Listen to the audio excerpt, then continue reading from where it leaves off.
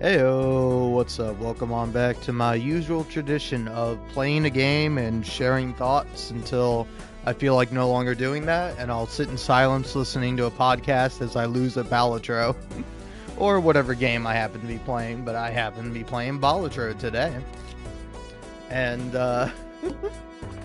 I don't know. I think my title is really funny, but I don't know if people will get it, alright?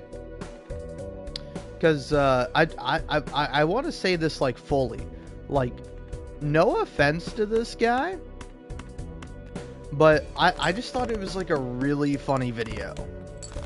So there's a YouTuber named Noodle. I think it's just Noodle,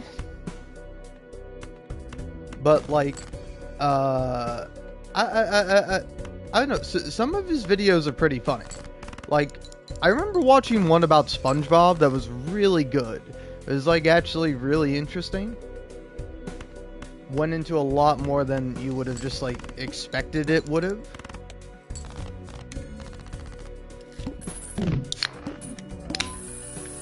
Oh, look at that. A good first win. Oh, okay. Even Steven, eh? I'll take a little even Steven.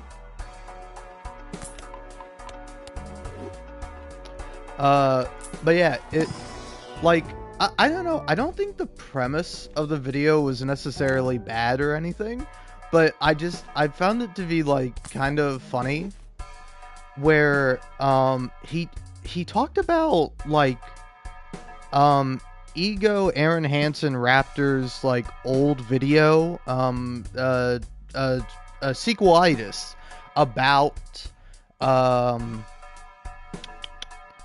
oh yeah, about Ocarina of Time, and it was really, really interesting. I don't know. Maybe I'm sort of like wrong here for this, but like I don't know. I found the whole video to be just fascinating.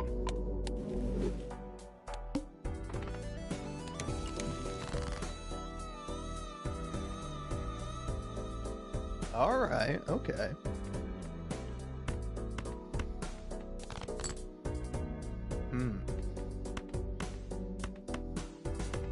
Come on, give me some diamonds. There we go. Oh, wait. No, you screwed me. Game, why do you hurt me so? Okay, there we go. Thank you.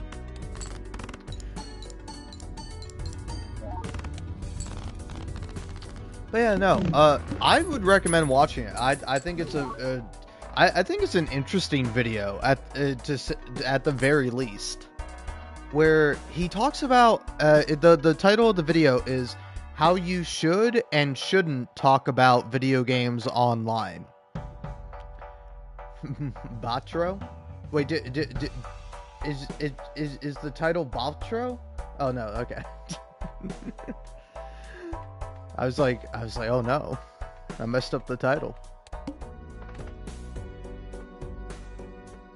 Yeah, give me some free jokers. Whoa, okay. I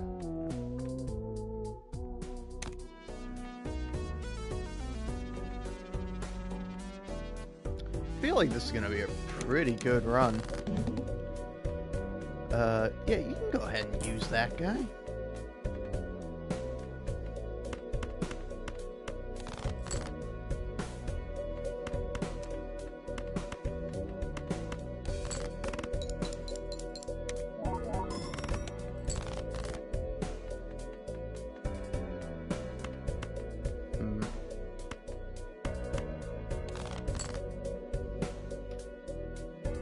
Oh, okay. So, what's more likely, getting a club or getting a heart? Getting a heart is more likely, but not by much. Okay. Worked out.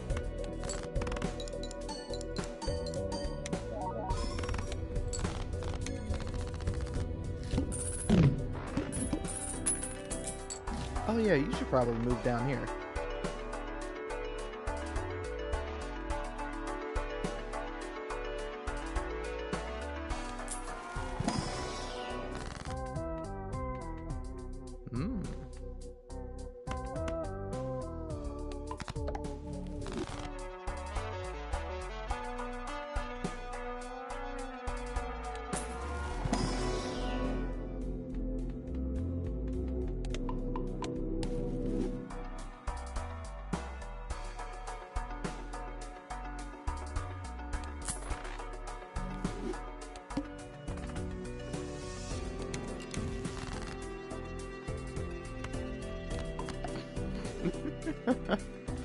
Oh man. Live streaming is a pretty funny thing sometimes. Don't let anyone tell you otherwise. But anyway, the thing I was trying to say about the video I watched is that I don't know, I found it to be pretty interesting. Like, I don't know, it's just like a funny perspective on it, where ooh.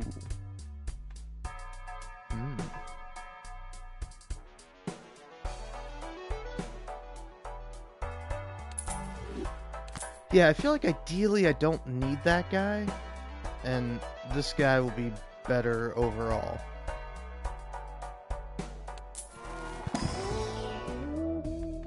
More evens.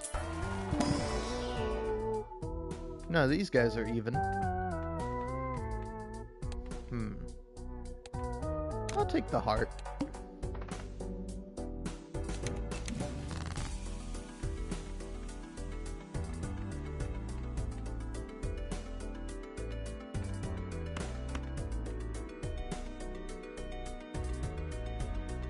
No. I was like, maybe I'll enhance the 2s. No, I won't.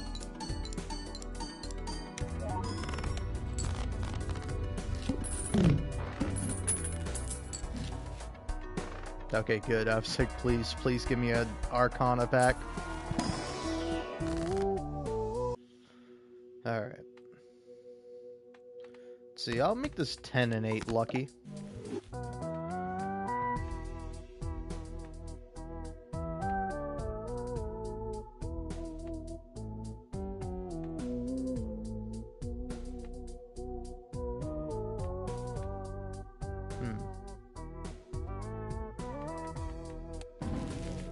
Yeah, let's see what we got here.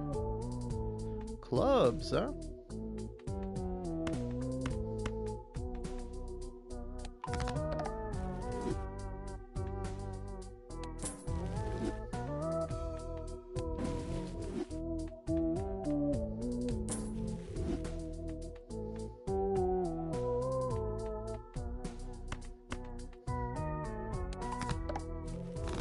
Alright. I feel pretty good about that. Oh, okay.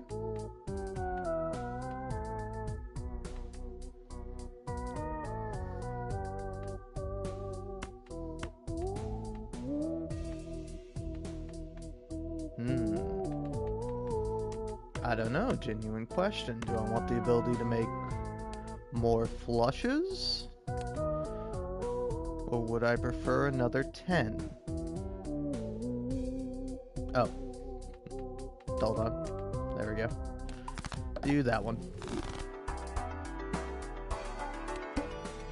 But yeah, anyway, I don't know. Like, I don't want to be, like, too mean about the video, but, like, really, to me, the video just seemed like, you know, I didn't like this guy, and I disagreed with some of his points. But I think he also made some, like, fine points. But, like, because he was being a jerk about it, I don't want to give it up to him. And I'm like, okay, that's fine. Like, I don't know, it was very interesting. Where it came from the sort of, like, argument of, like, hey, if you really want to convince people of your argument, you shouldn't, like, start your video off hostile. Because, like the video is like, I don't know how old it is, but it is so old. Like, it's such like an old video, and it's funny too because like you go and you check it out, and it's got like new comments talking about the video.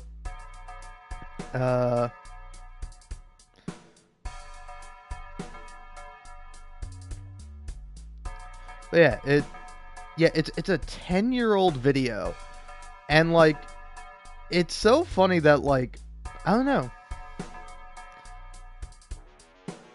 I think, like, the video in and of itself is, like, it's supposed to be, like, a comedic video. first and foremost. Like, he talks about the video like, oh man, this like Egoraptor making sequelitis was like the first time somebody like was doing like objective game analysis while also making a funny, silly video for gamers. And I don't know, I found that perspective to be rather interesting.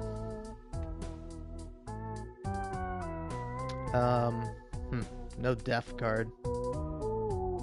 Could use the Fool. Just say, you guys become lucky.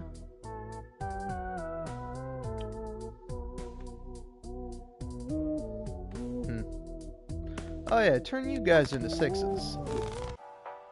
Do that so I can do this.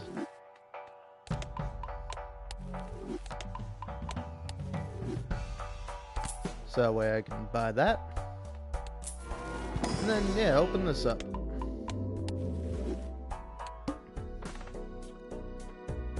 Ooh. Yes. Good deal. Yeah, what are you up to? You're up to ×2. The head is soaring.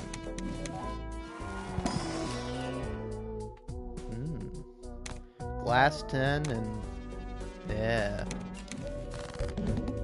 Ooh, the sun, huh?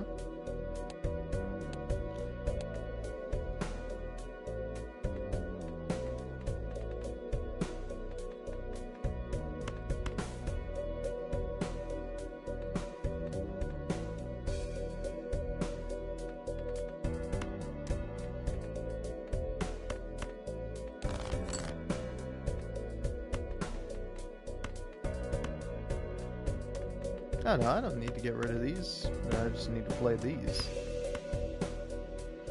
Won't be a great hand. Oh, never mind. I was wrong.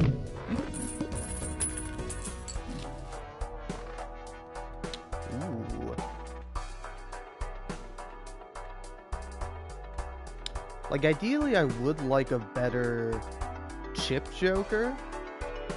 And also, a better multiplier Joker wouldn't be bad. Like, I don't know, Cartomancer is great, but it's like, I don't know what's worth it in kind of the long haul here.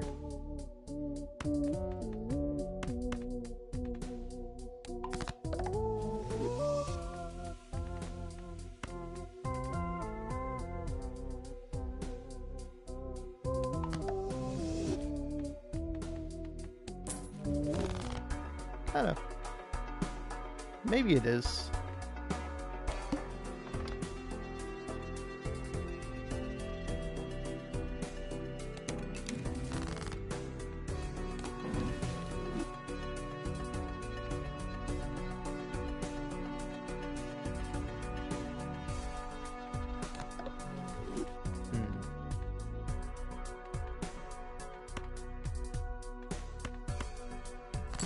See how good just a 2-pair does.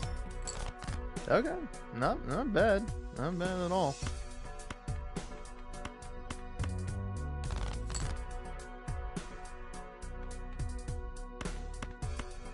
Do I have another 10 of clubs in my deck? I do. I kind of want it. What else do I have? Yeah, okay.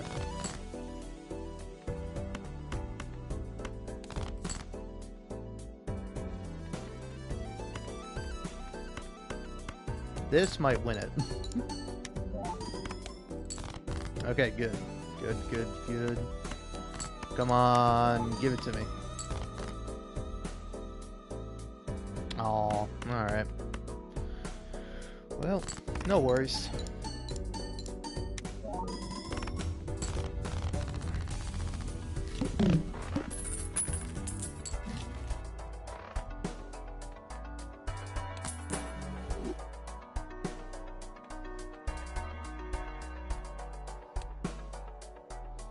Yeah, I feel like this guy isn't going to be that useful.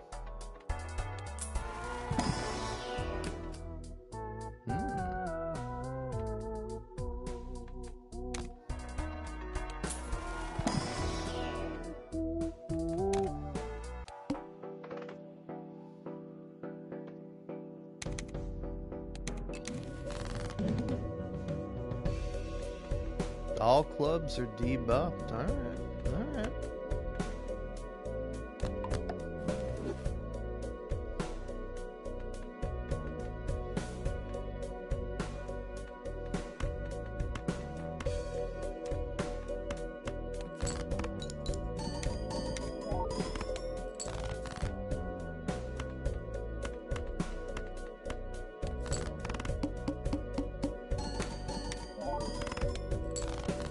Wow, that almost won it.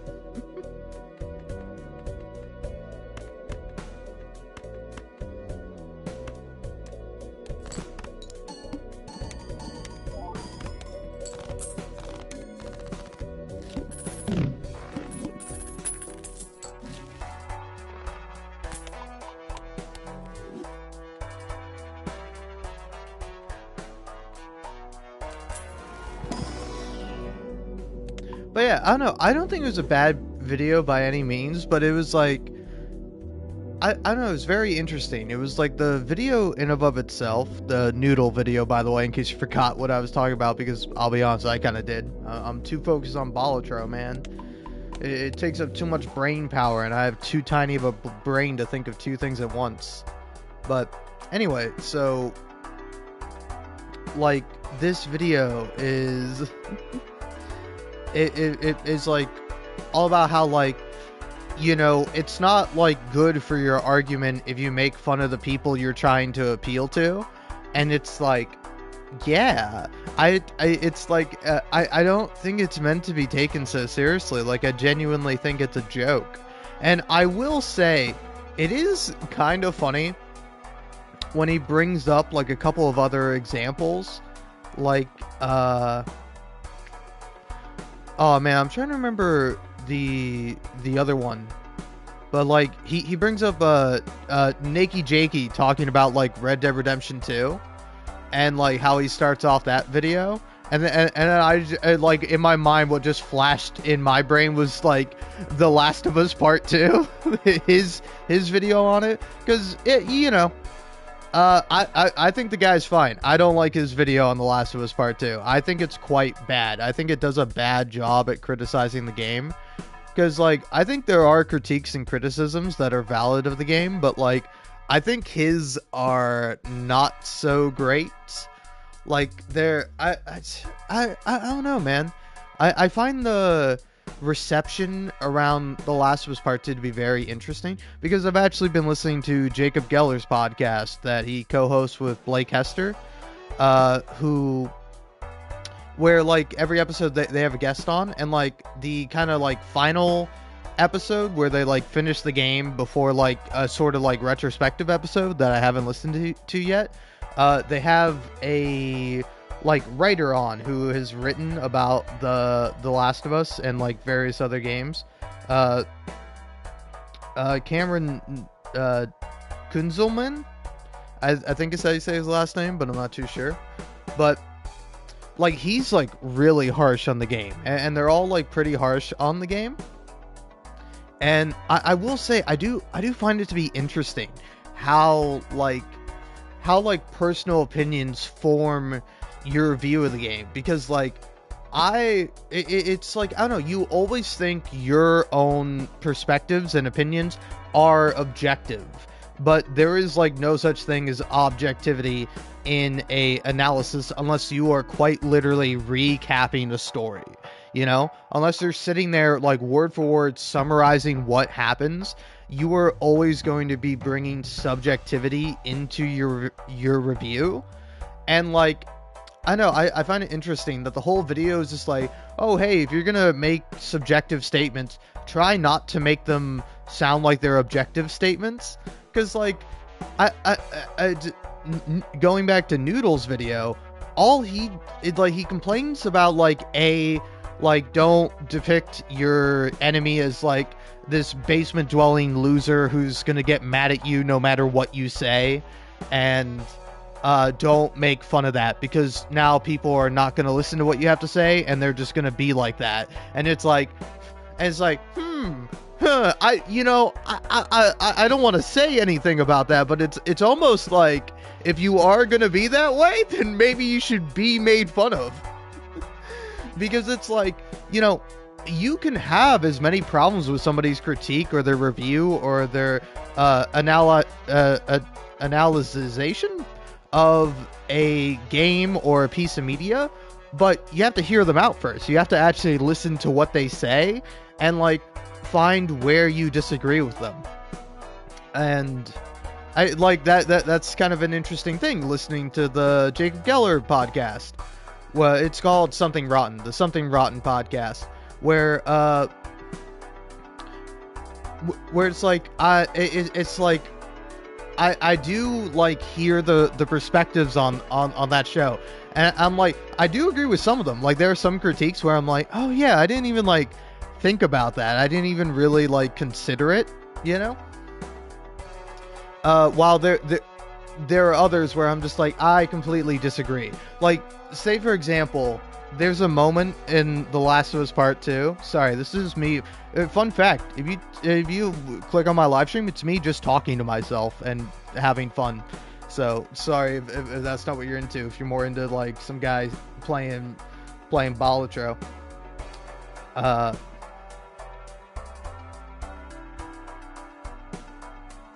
But anyway, there's a scene in the game where like a character leaves something behind, and that leads another character to find them.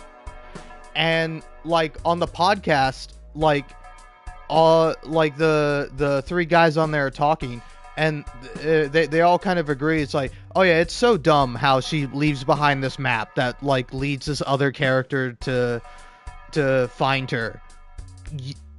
And it's like, and I found it to be really interesting because like they're like replaying through the game, and like also it's interesting to hear how they're like replaying through the game, where like they talk about like things they notice in the gameplay, where it's just like, I don't know that's true. I don't know that's necessarily the case. I think some observations they make might just be coincidences. Like, say for example, they were like, I think I hear characters scream more as you get further along. And it's like, I don't know if that's the case. I think characters scream based on how you kill them. Because if you like shoot someone in the head in The Last of Us, they don't scream. They usually just like fall over and die. It's pretty brutal. But like if you shoot somebody with a shotgun, if you shoot somebody in the chest, if you like don't kill them in an instantaneous way, then they're much more likely to like kind of scream as they die. And it's like, I don't think it gets more ramped up the further you get into the game, but I could be wrong. Maybe that's something I haven't noticed. But yeah, I don't know, it's very, very interesting. But like they talk about how this like stupid thing happens, and it's like, oh, it's pure contrivance. But like the reason why the character forgets the map is because she's having a panic attack. Like, and then like two other characters find her and get her out of there, and like they don't know about the map. Like they don't care, and the map is sitting there being covered in blood. So it's like, I think it's perfectly reasonable that the map gets left behind, and it's just like a stupid mistake that you wouldn't think about, that you probably don't think about, because the character who is supposed to be keeping track of the map is having a panic attack. But yeah, I don't know, it's very interesting how like your own bias and your perspective will always bleed through, and I'm realizing that about myself too. Is that like a lot of the people on the podcast are talking about like how long the game is and how annoying that is, but it's like, I'm not annoyed by the length because I'm like, ooh, more game for me, yum yum. But then also like, I knew the game was going to be long. Like I went into the game knowing absolutely everything that happens. Like I've watched video essays for and against The Last of Us Part 2, and I was like, okay, I think I have to finally play this game to determine my opinion on it, because I got it and played it thinking that I wasn't going to like it. I was like, maybe I'll like the gameplay at the very least. But then I played through it, and like knowing everything, I think the game is worth a replay. Like if it, I don't know, this might be a perspective I have. Like if a game has a new game plus mode, that's how you should replay the game. Like, you should play through a game, then you should do New Game Plus. Maybe if you want to wait a while before you do it, before you replay the game, I think that's a fine decision, because, like, I don't know, it's kind of interesting where one of them was talking about how it's like, I don't like replaying games. And it's like, and it's like, that leads to, like, an interesting perspective where it's like, I'm somebody who actually really enjoys replaying games. I used to be like the same way. I used to be like, oh man, I don't like watching something if I already know what's gonna happen. But then, like, that's the thing I appreciate about Red Dead Redemption 2 and The Last of Us Part 2, is that they're both great games to replay. To, like, replay the game with a new context, with, like, the full picture in mind, and it makes it, like, much more interesting, and you can pick up on, like, different details you didn't notice before. You can see foreshadowing. You can, like, examine characters' faces and sort of understand their motivations and their thoughts without them ever, like, vocalizing them, you know, because the characters have such expressive faces and they're played by really good actors. So yeah, anyway, I don't know. That was my little point about like game criticism and like varying perspectives, because like I also don't think you owe your audience anything when you talk about a game. Like, I don't know, here's this thing, like say for example Nakey Jake's video on The Last of Us Part 2. I don't think he owes like me or anyone else in his audience anything. Like, he made the video, he can talk about the game how he likes to talk about it. And I can be like, oh, I disagree with that. I don't think that's right. Or you know, I personally don't think that that's a good criticism. Like I don't know, I would say probably my most, like, straw man-y criticism of him and his issues with the Last of Us Part 2 is that, like, he doesn't like how the characters swear. He thinks the characters swearing in the game is immature, you know? Ellie will stab a guy in the neck and then call him an effer. And it's like, what do you want her to do, man? Do you want her to be silent? Like, I don't know. I also think the game is really interesting. If I can just talk about The Last of Us Part 2 more, is that, like, you see Ellie and also Tommy kind of become Joel throughout the story. Like, they become less and less of themselves and become more and more like Joel. And it's this really interesting parallel where it's like everybody loves Joel. And here's the thing, I love Joel too. I think Joel's a great character. And like, I think when the game, you know, does what it does to Joel, it's not supposed to be like, yeah, this is what you get for liking Joel. Like, it's supposed to make you sad. You're supposed to feel bad about that scene. And you're supposed to empathize with Ellie. And then it's like, you see Ellie continually, like, make wrong decisions. And to me, I find that to be really interesting and really compelling, rather than just being like, oh my god, Ellie, why don't you just stop killing people? Hey, Ellie, can we not have a game? Can you, like, stop making the wrong choice and just, oh, I don't know, get over the death of your father figure? You know, like, hey, could you... Hey, honey, could you do that? You know, you're kind of just hurting yourself in this process. And it's like, do you think maybe that's, like, the point? Maybe that's the point of the game, is that she's doing the wrong thing, but she doesn't see another way to get out of it. So it's like, you have to, like, empathize with this character who's doing really awful things, and you still have to recognize them as a human, almost kind of like the story with Joel. But the difference is you don't get to see Joel become this, like, monster murderer. Like, that happens off screen. Like, Joel is sort of this husk of a man at the beginning of The Last of Us. I mean, not in the beginning. In the beginning, he's just like a cool dad. And it's like, you skip like 20 years, I think, and you see him just like now, like, completely depressed, completely detached from life, society, and feelings. You know, he has like a casual relationship with Tess. But, like, I think an interesting thing with them is that, like, I don't think they love each other. I think they care about each other, but, like, Joel in his current state is incapable of love.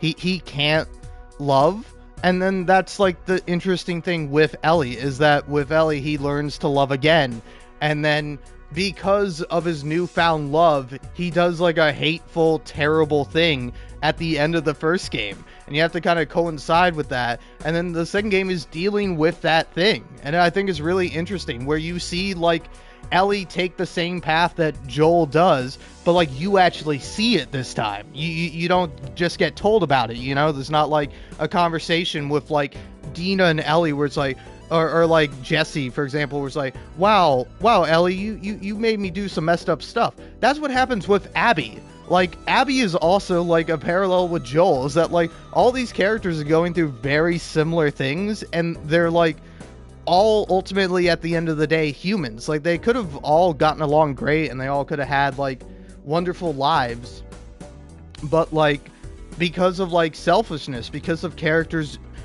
doing the wrong thing, making the wrong choices, it like cascades, and eventually characters start making the right choices. They start doing good things, and it makes things better. And it's like it's not until you get to the end of the game where that pays off. Like, you have to play the game. Wow.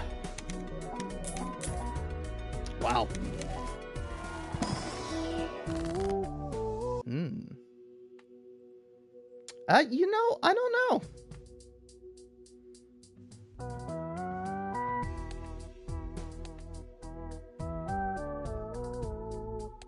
No, I refuse.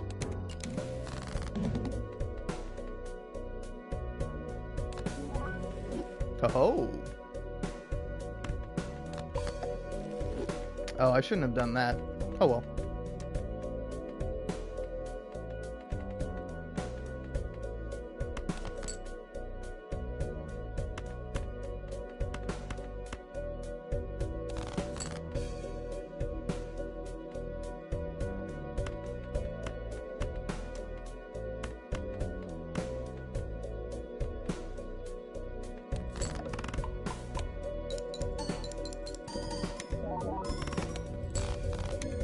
Cool.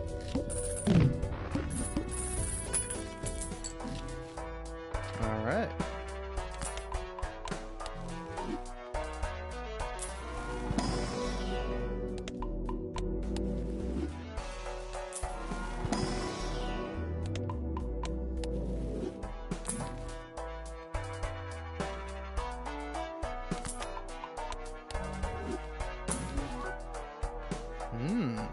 Lucky cat, huh? I don't know, I feel like I could maybe use a lucky cat.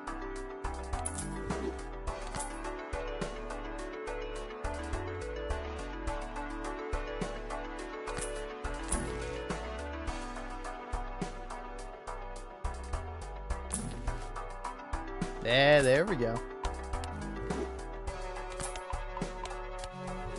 Alright, good time. Yeah, now I think I'm gonna play a little bit. Let's take this Jack and turn him into a chariot card.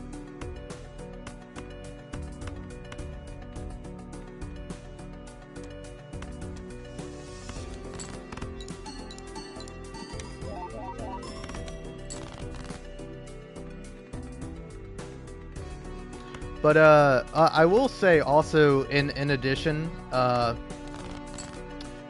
really funny thing was like seeing people talk about Donkey of all people in the comments about that on that noodle video, where like I forget how they premised it, but they were like, oh, I don't really watch Donkey anymore. But one thing he said that really sticks with me is that a critic is best. A critic is as good as their consistency. If you can understand what appeals to a critic and what they like, and that will show across their reviews for games, then they're a good critic. But if you don't know who a critic is and what they're saying or why they're saying it, then it's hard to like take the review or something along those lines.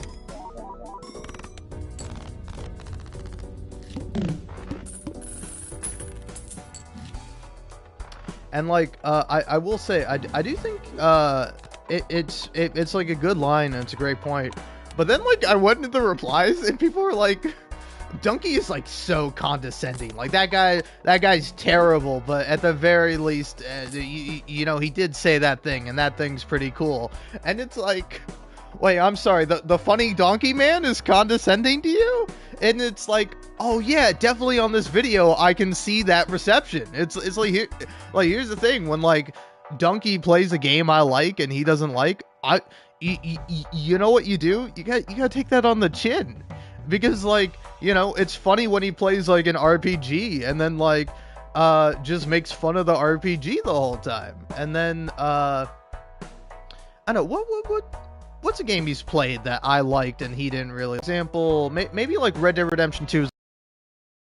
Dislike Red Dead Redemption 2. When he first played it, he gave it a 3 out of 5 and a big old cigar. And then like I think a year or two later, he like gave Red Dead Redemption 2 Game of the Year, because like his Game of the Year lists are not like based on when the game came out. It's just like for that year for him, it's his number one game is like, you know, whatever, but it's actually always Super Mario Brothers 2. Super Mario Brothers 2.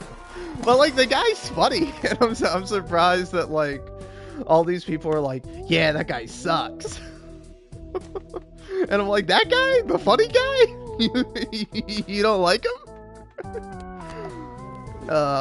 Man. But like, oh yeah, but no, he even referenced it in like a review, or a review of Donkey, specifically Death Stranding. And like, I will say, his opinion on Death Stranding is interesting, because like, I don't know, I think the cutscenes in Death Stranding are cool. Like me, I like a lot of the scenes and a lot of the characters. Like Guillermo Toro is interesting to see in it. Troy Baker as like the main villain, I think is really fun. You know, like, say what you will about Troy Baker the man, I think Troy Baker the actor is great. And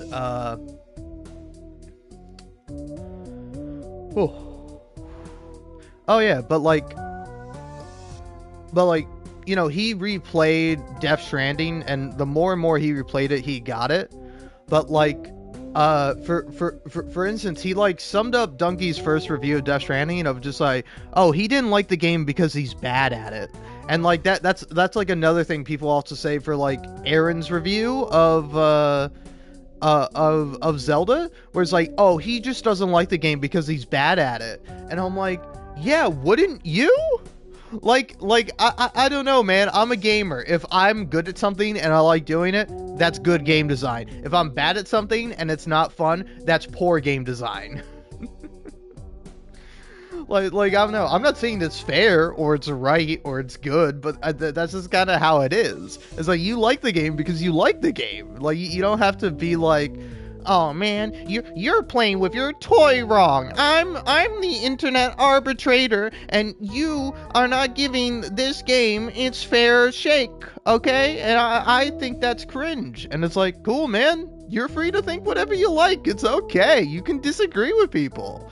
You know, you can think people make good points even if you disagree overall with their takeaway, with their overall message. You know, it's like, I find there to be good stuff in games I dislike all the time, you know? Like, I played plenty of games that I'm not like a super big fan of. Like, take for example Life is Strange. Like, I have a lot of criticisms for Life is Strange, but I can also see why people love the game and why it's a bit beloved. I think you kind of have to, like, at least for me, you got to turn off your analytical part of your brain. But like, there are good elements. Like, the thing that makes me angry about Life is Strange is it could have been really great, but it's just like okay at best. And it's like, you almost had something really good here, Don't Nod. You really had something like special, interesting, and unique, and you were like so close to making something like actually really good. You know, or like another example, Detroit Become Human. Detroit Become Human is a terrible game. It's just like, It's yeah, it's not. I don't know. I would say it is a terrible game because it's not fun and it's basically just a movie. But like the movie isn't even like good enough, you know. Where it's like it's like I find it annoying when I'm watching a cutscene essentially, but I have to like hit up on the button thing, or I have to hit R1 to watch Connor block a punch, and it's like I just want to watch Brian Deckard block a punch from Tom Clancy, and then I want to see him argue and bicker. Like that's what I want to see from the game. And like the thing is that like Detroit Become Human is like really interesting. It's a really interesting kind of game. If it wasn't written by a hack, it could have been amazing.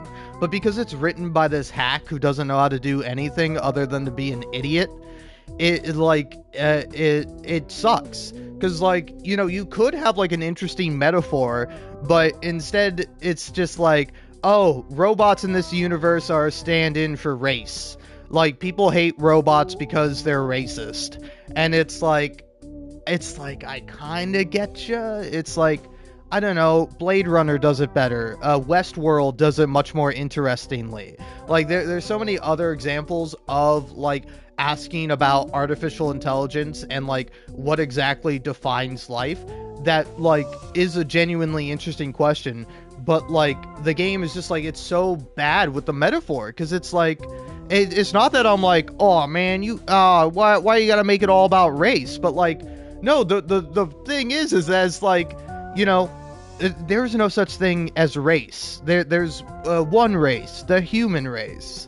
But, like, you know, ethnicities are a real thing, and then people get judged on that, and it's called race. You know, like, racism is a real thing, and it's evil. It's terrible, not just for the people that it's against, but for the people that use it too. Like, I don't know, that's like my kind of thought process on like conservatism and other toxic ideologies, where it's like, yeah, it's bad because you're harming other people, but you're also harming yourself in the process. So it's a lose-lose scenario. I don't know why you would do it. And I was and it's like it's like also a bad metaphor for race, because it's like it's written by this white French dude, and or is he Canadian? Is he French Canadian, or is he just French? I don't know, but like it's obviously not as good as if, say, for example, it was written by like anyone who wasn't white, you know.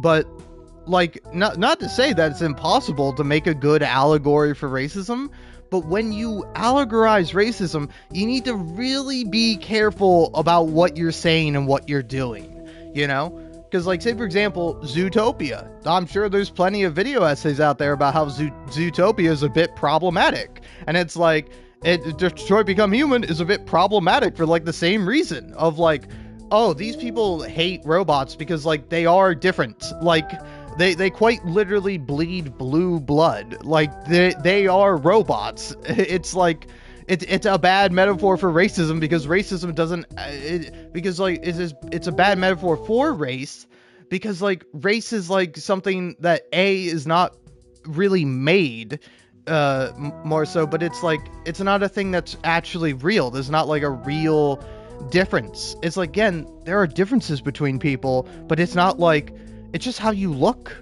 That's it. That is it. But yeah, so it's like stuff like that can be like really bad, and it is really bad. It's done very poorly in Detroit Become Human. Shoot. Oh man. Oh yeah, but like, take for example something like Beastars. I don't know. I don't know how you say the name of that manga / anime. I haven't watched it because, I'll be honest, I was like, oh wow, I heard about this. This is really good. I've seen a video essay on it. I'm gonna read it. And then it's like, oh, here's the rabbit doing, you know. And I was like, I don't like this. And I stopped reading it. It was like, this makes me feel uncomfortable. Because that's just a me thing. Alright.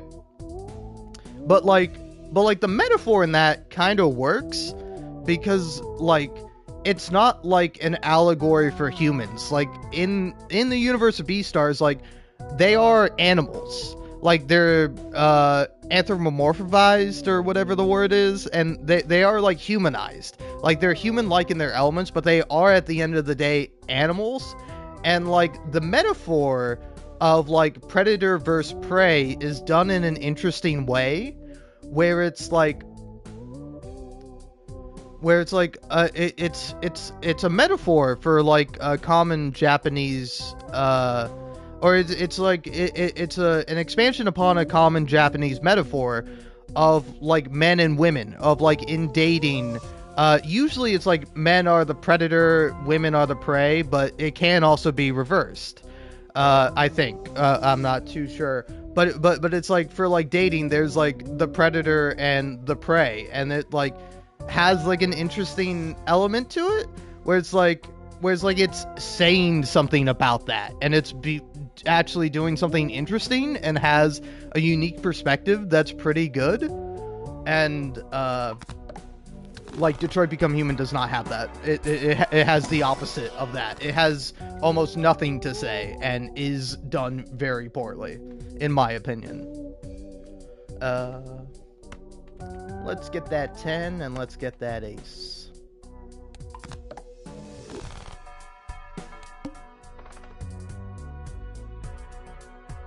I do kind of want a spectral pack.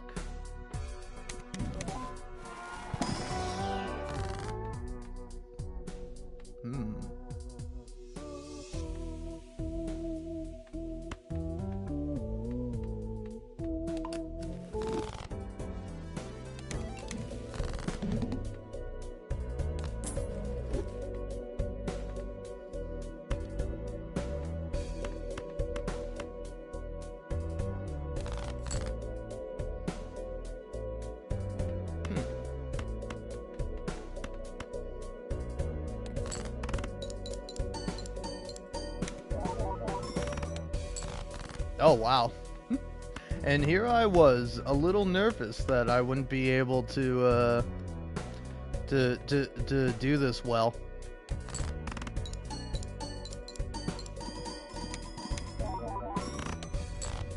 Ooh.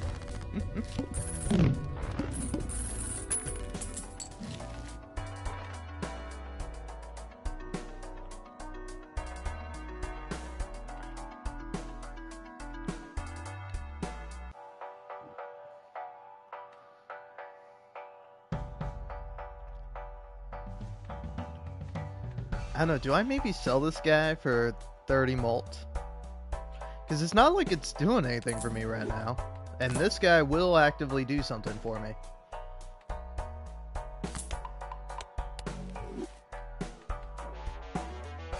Oh yeah, buy me that.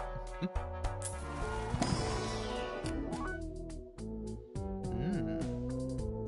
think I'll take that 4.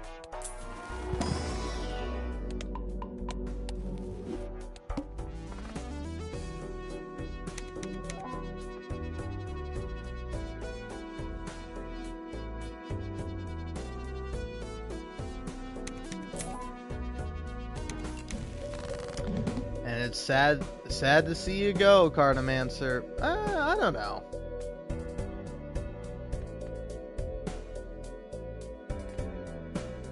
Do I need the chips? I feel like I probably do, right? I probably do and I don't. Fine. Get out of here. Alright.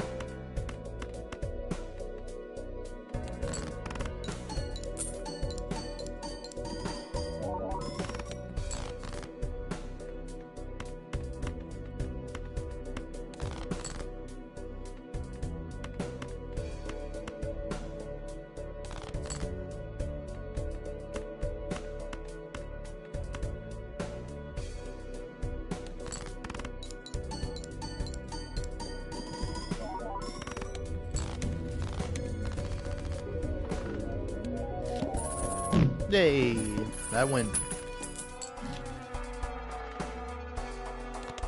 That was a pretty good run.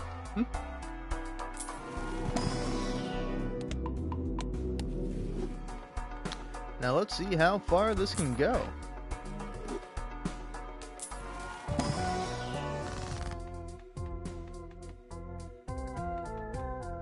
Yeah, eliminate these guys.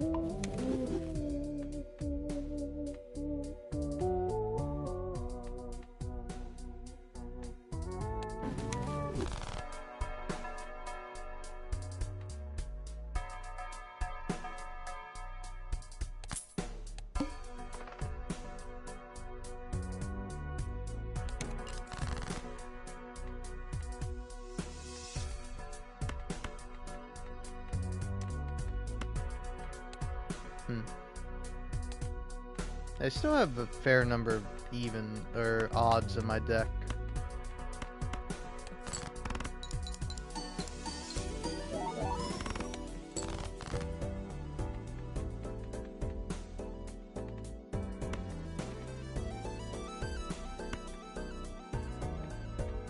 Do I want to hang that guy? I mean, I do, but maybe I shouldn't.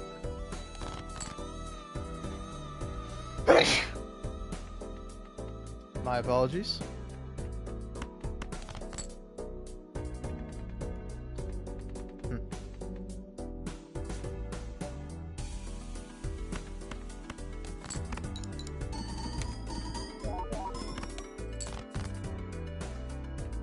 Alright, chill. Cool. Now, what do we got here? Ooh.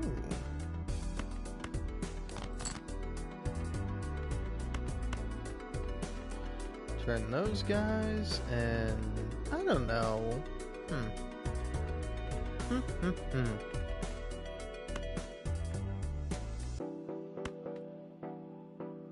Maybe you into a club?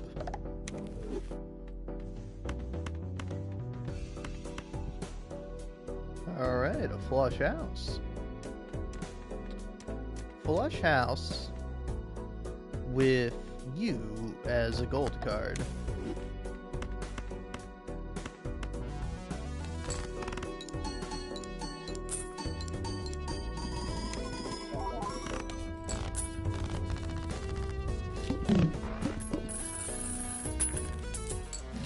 Alright, pretty cool.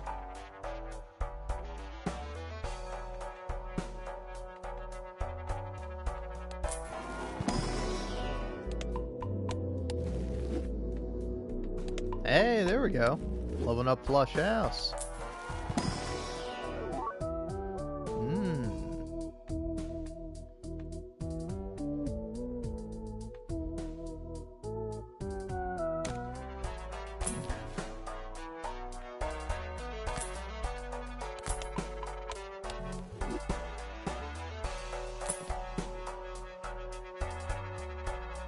I think you're not a bad buy for the minute.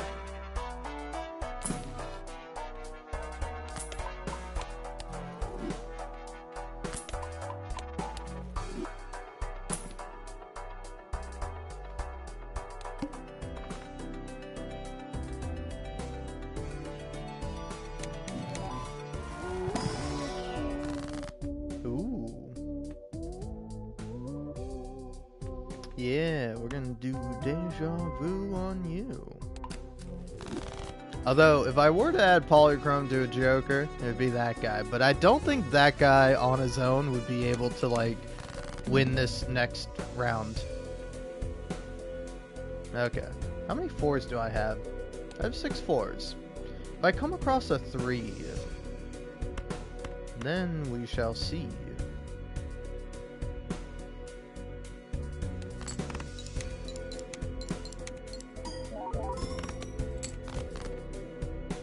Alright. I think you turn these guys into bonus cards. Ditch these guys, ditch those guys.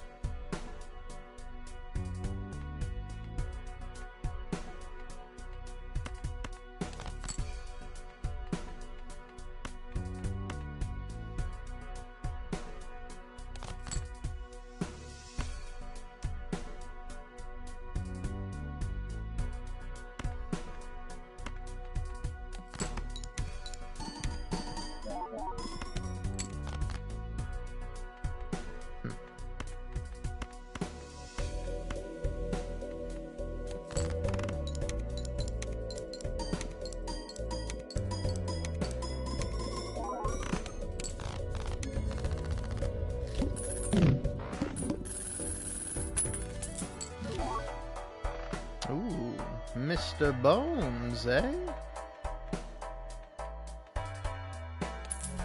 I think Mr. Bones would not be bad. Four Fingers also not awful.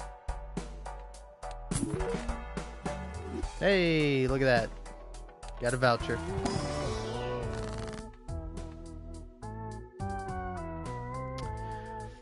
I mean, that guy wouldn't be bad.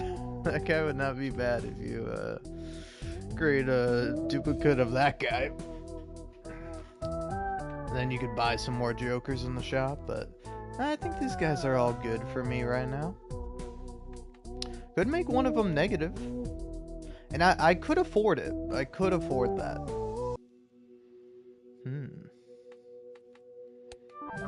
Yeah, why not? Alright, Mr. Bones, welcome to the team. And Four Fingers, also welcome to the team. Alright, let's try to use both of these guys.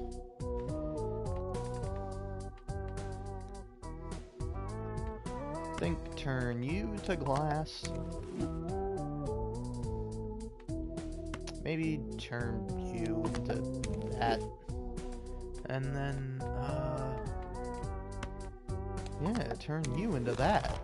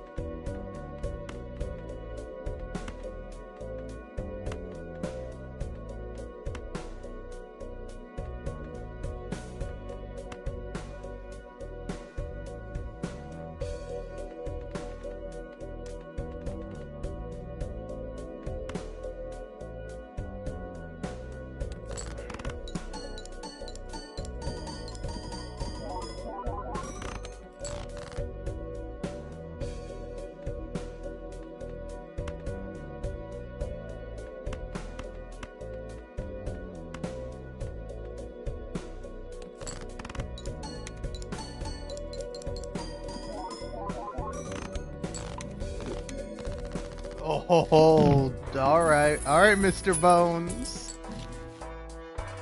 Ooh, boy, howdy.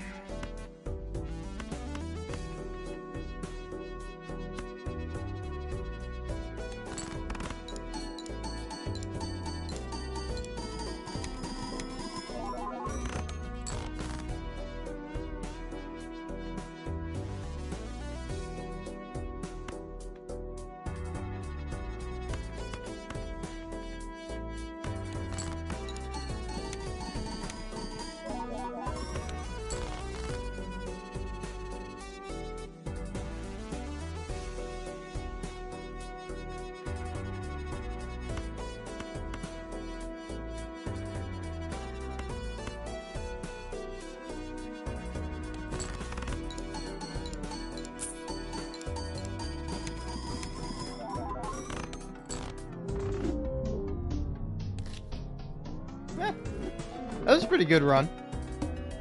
Can't complain about that one. Alright.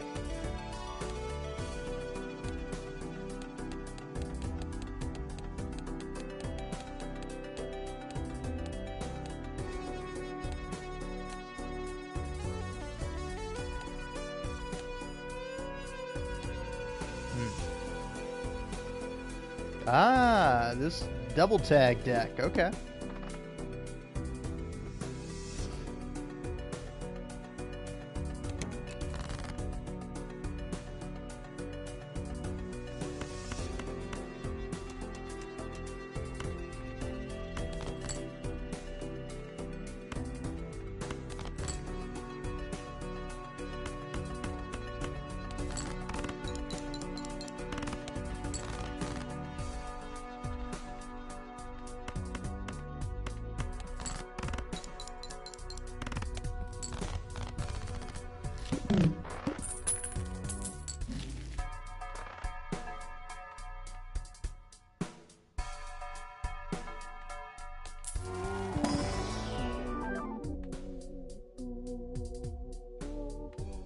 Oh, damn. Both of these are great.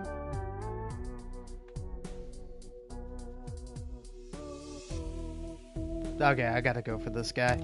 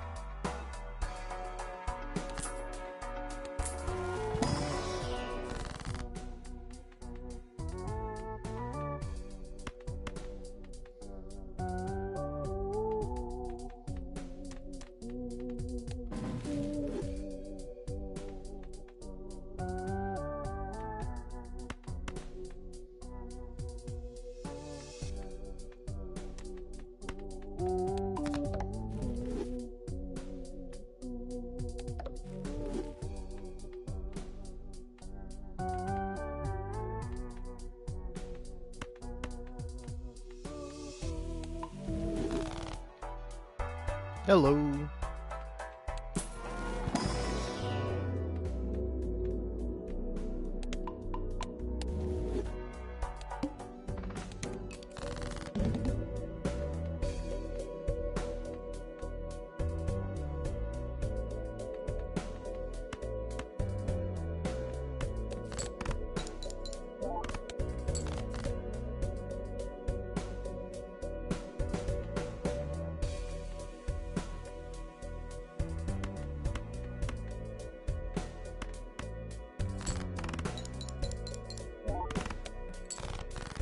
Oh yeah, I just had a pretty good one, with whatever the deck before this one is. The, I think it's the tarot deck?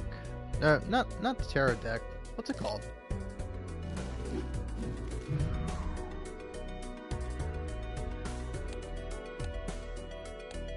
The Zodiac deck. I know, I'm trying to win everything with the red stake. Slowly working my way up. Only one I've done more with is the checkered deck. Anyway, back to it. Though I'm doing terrible with this deck, but maybe this is the one I turn around.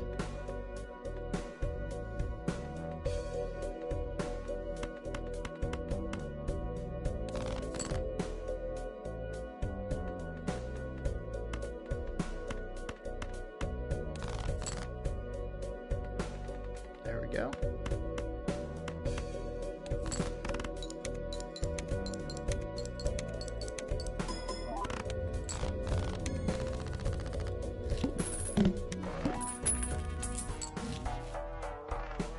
Ooh, interesting. Currently have 0 enhanced cards, but maybe.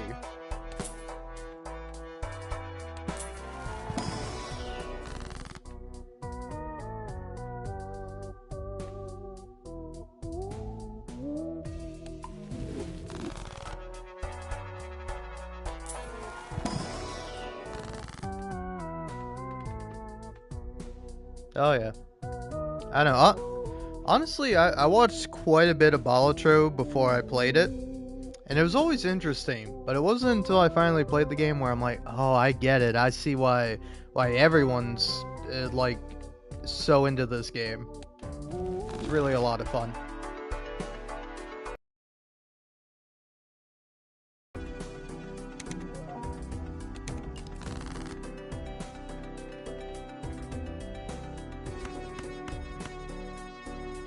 Ah, so close.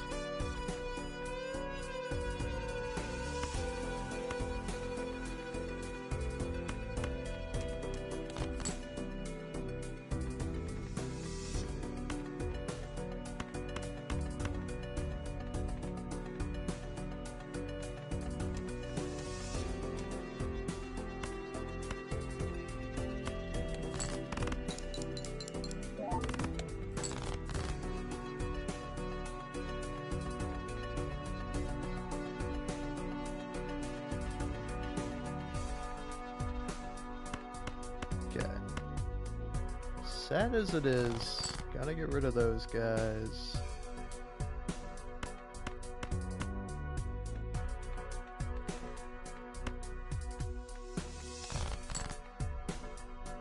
Okay, here we go.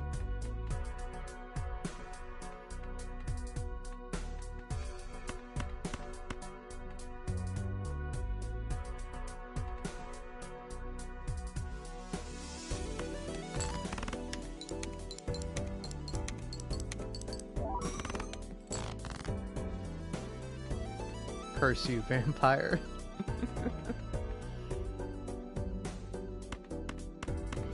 Well, I think that's the end of this run. Unless missing something here.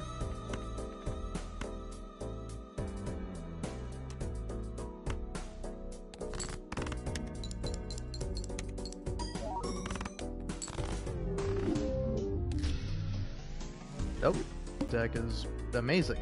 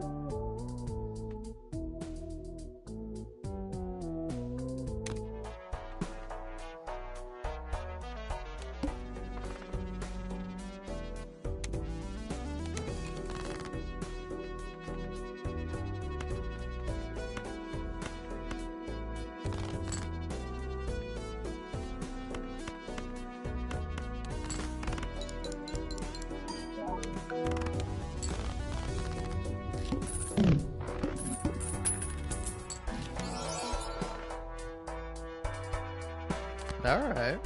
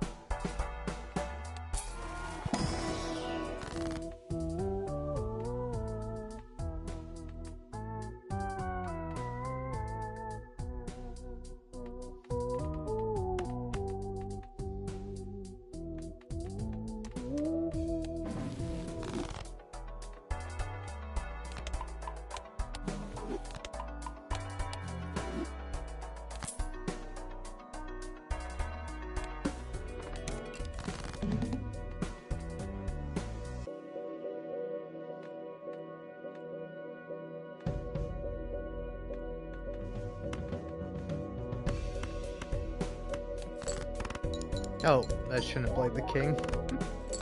Oh well. Oh. Oh!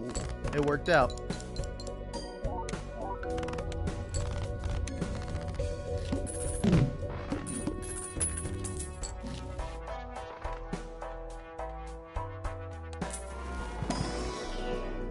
I will say the plasma deck is pretty great.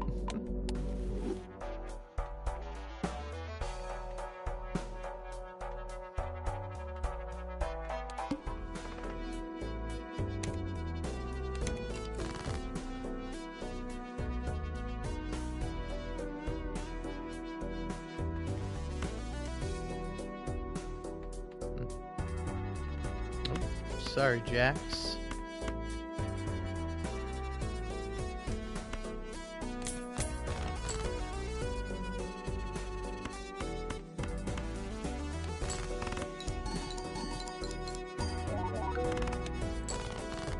Oh yeah.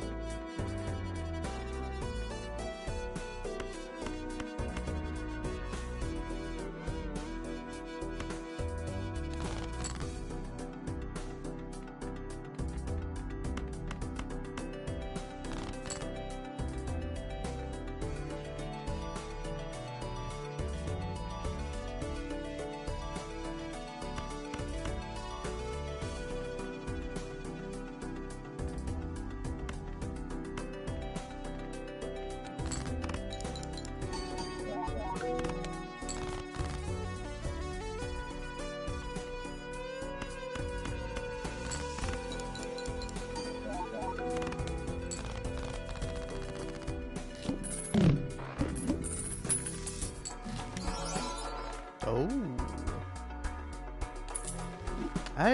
I've heard the idol's good, but I never get use out of him.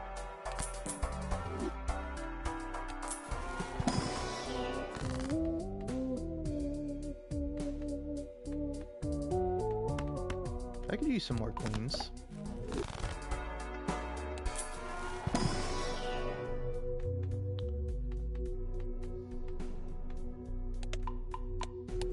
What am I discarding? Diamonds.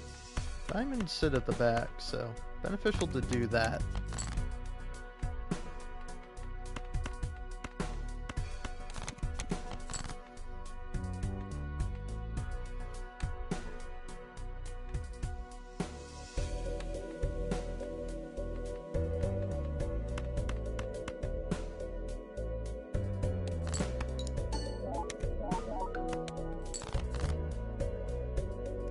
Yeah, red card is interesting. It's like, red card is an interesting one, because essentially, the way I get use out of it, and the only time I've had it be pretty good, is if you're rich and you're able to afford it, and you, like, have a thin deck, and you don't want to add more cards to it, so you just keep opening up card packs, and you skip those, but you end up taking, like planet packs if they're useful to you, because otherwise it's like it's risk reward. It's like you don't get the new thing out of the packs, but you do get molt, and it's just like, man, I just wish I had Constellation or whatever the Joker is that lets you that like increases by, like, it's really small, it's like 0.1 or something for every planet card you get. But it's like, that card's great, because you're upgrading your hands, and you're also, getting times multiplier. So it's a win-win.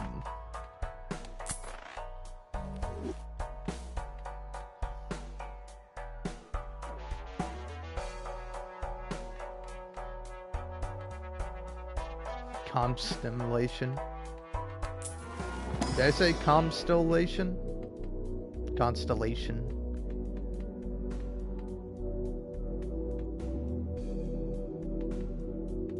Ooh. I mean, I guess upgrade 2 pair.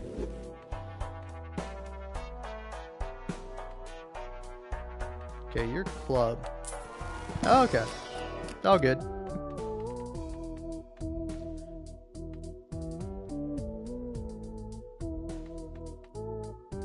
I know it.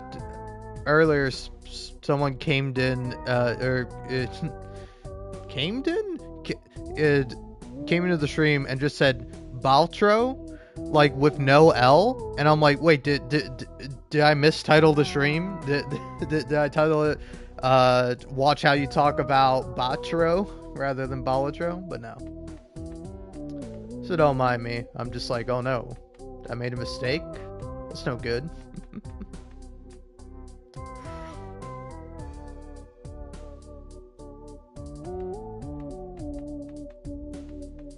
I'm really 50-50 here. On one hand, I would love $3 every time I play a card. On the other hand, steel cards are great. Balatro. Alright. Let's see. Alright.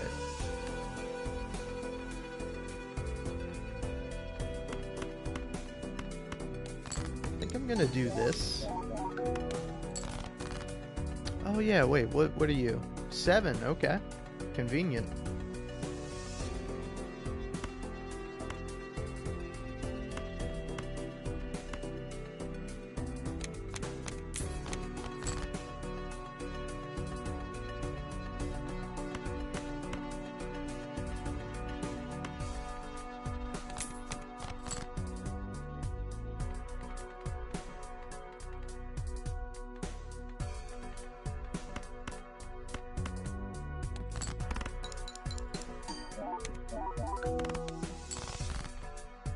Ooh, I'm getting a little nervous here.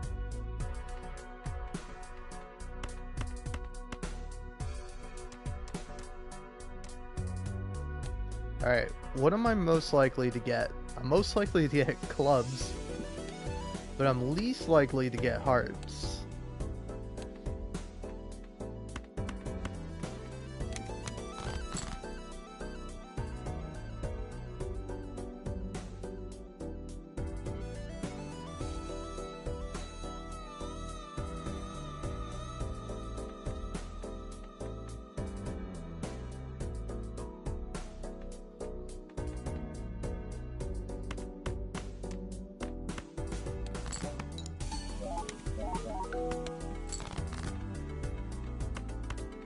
Okay, alright, there's a chance.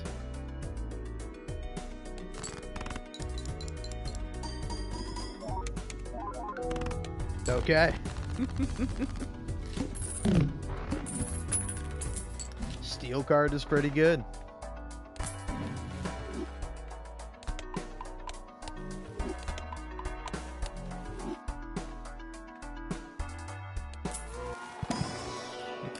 Oh, I'm always stressed for nothing.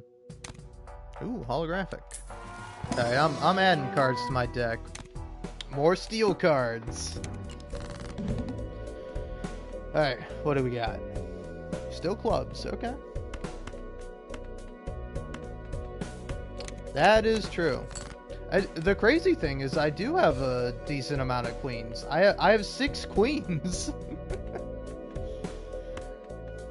And I got none of them as I was discarding cards. To be fair, I may have discarded a few, but like I should have gotten at least one.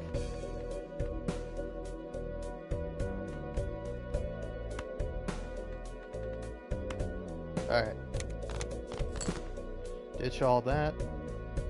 There we go. Now I got some queens.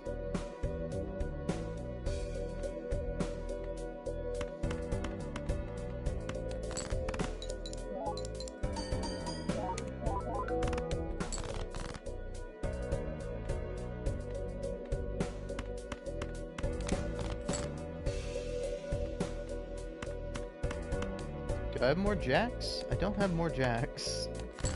I don't know what I'm drawing for. Okay. Alright, game.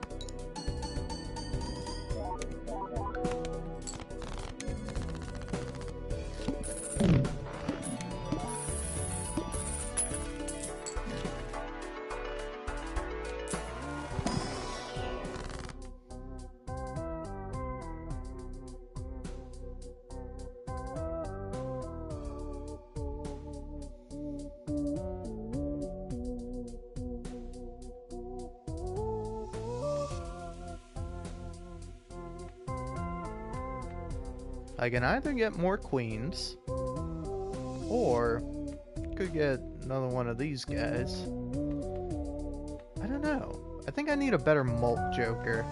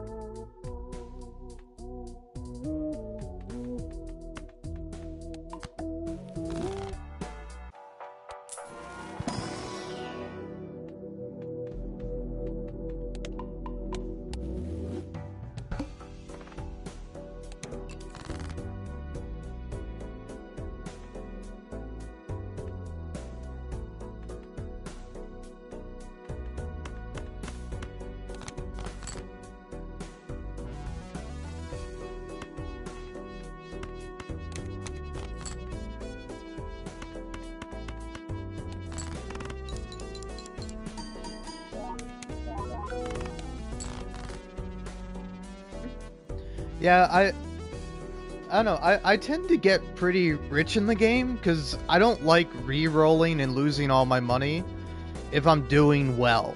If I have like something good enough already going on, I'm like, I don't want to risk losing all the stuff I currently have, so I won't like, or like I don't want to like end up needing the money and not having it, so I just like get a ton of money. Ooh, blueprint. Alright. Interesting.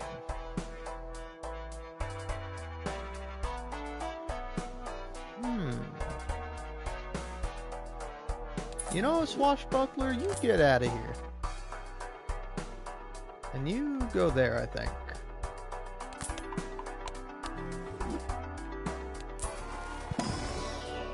Now, I would love to turn my queens into steel cards. That would, like, really be great.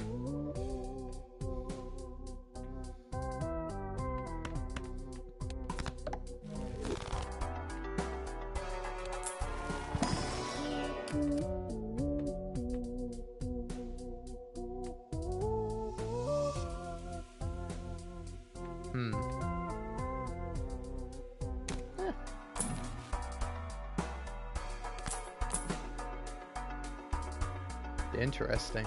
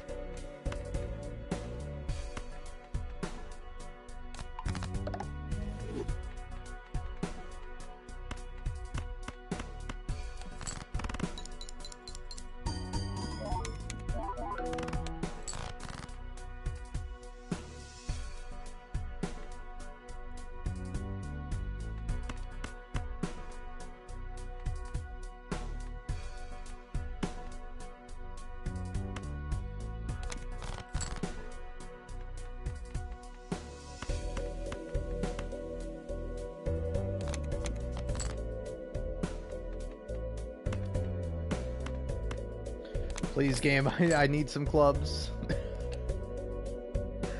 I have 14 clubs in my deck. I have 14 clubs left, and I'm getting everything but the clubs. Oh, I'm gonna lose my mind. Okay, this is better. We're getting close. I mean, I do have enough clubs now. But...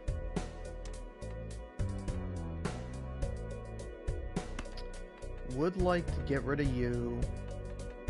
Get rid of you. Yeah, play those guys. And, okay, cool. Awesome. Screwed myself.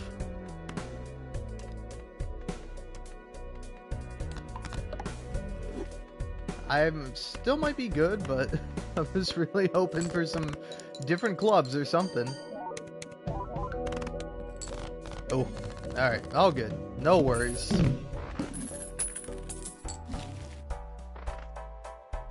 Vampire. Vampire is a great card. I can just never get lucky enough to actually use them effectively. I'm gonna take this 4 and I'm gonna turn into that 2.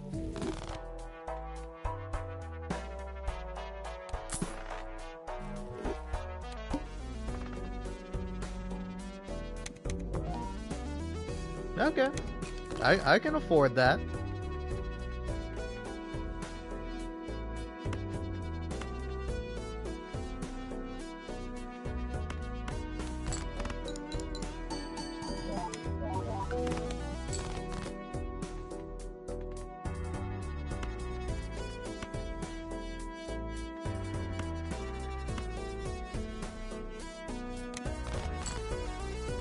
Oh yeah, what are you guys? Queen and diamond.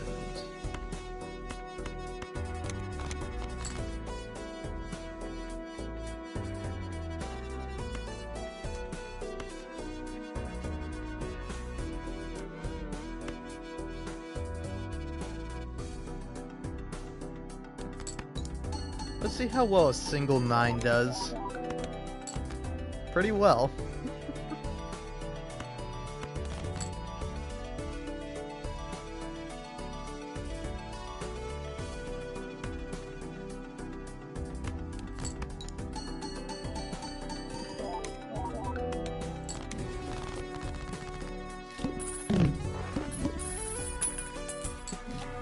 I might start doing high card.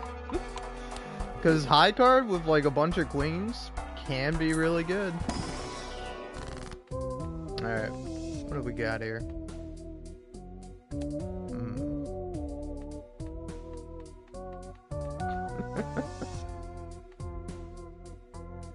Alright, here's what we're doing. Get rid of these 7s.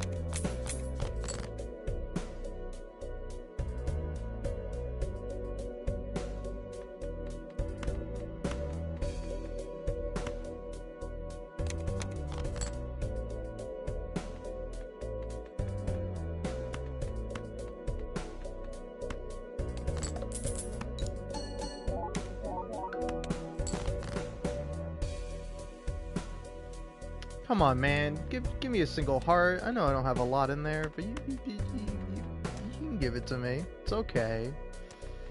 Ugh.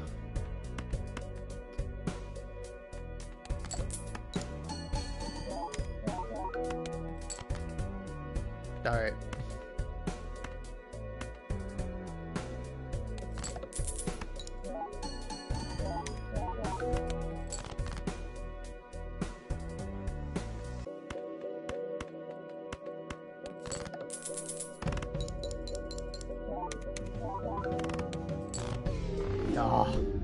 Maybe I should have moved Blueprint around. That was a great run. But whatever, I'm not even supposed to be playing with the Plasma deck. Sadly for me, the Plasma deck is great, but I am not. Now, the Anaglyph deck can be great if you can get a good tag to double up on. Oh. So did I. That's alright.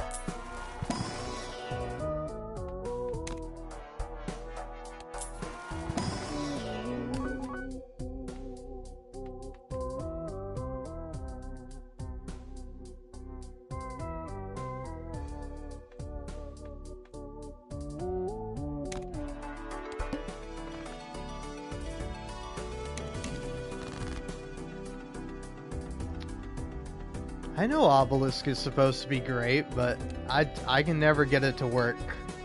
So here's my strategy. I'm just going to play as many high cards as I can.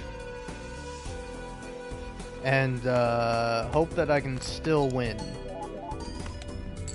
Okay, shouldn't have done that. Alright. Sell you, buy you.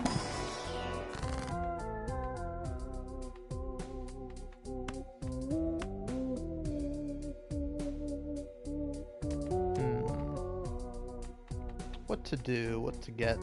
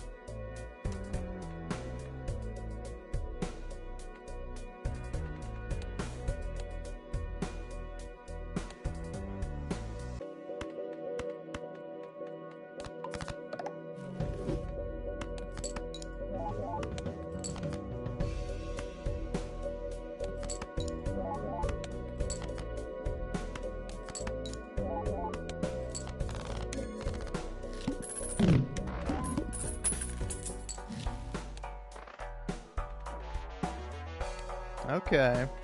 6 is a good start.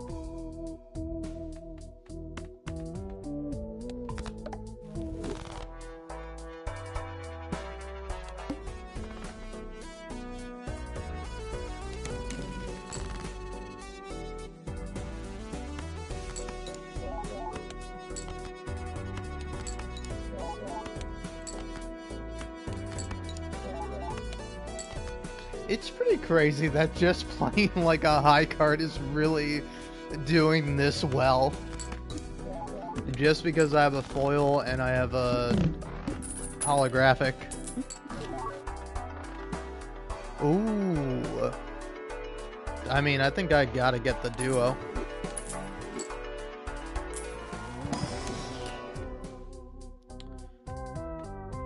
Let's get that double king.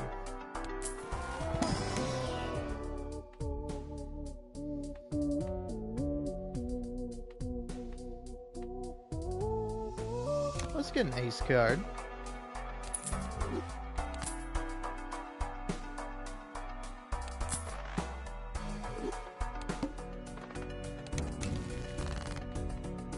Ooh.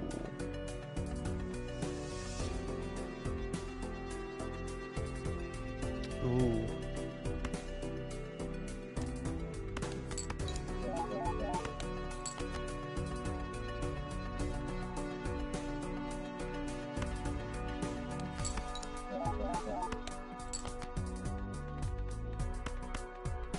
Okay.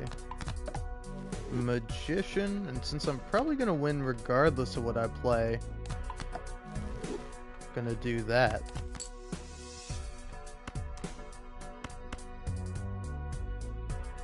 Alright, let's see how good this is.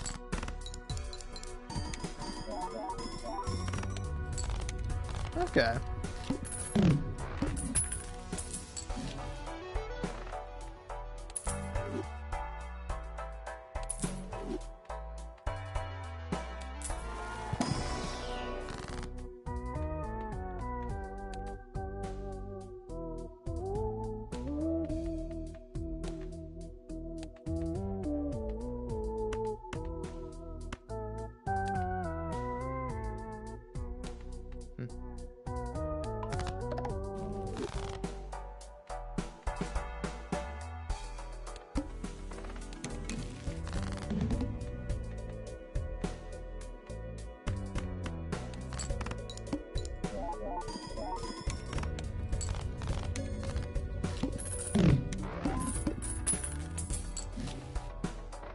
Not gonna lie, I expected that to be much worse. Ooh, gold card. I'll buy that just to discover it. But, yeah, I have one gold card, so.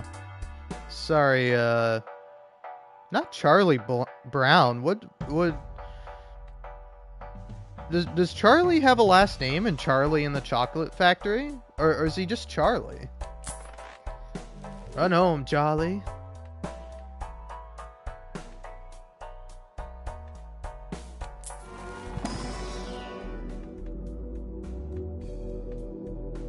Alright, let's level up, Four of a Kind. Because why not?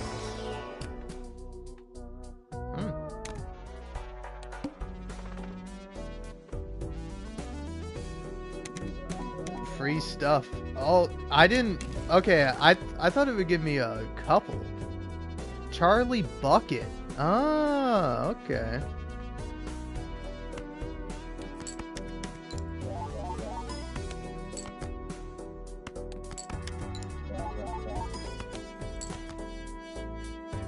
Oof. Okay, I'm a little nervous right now.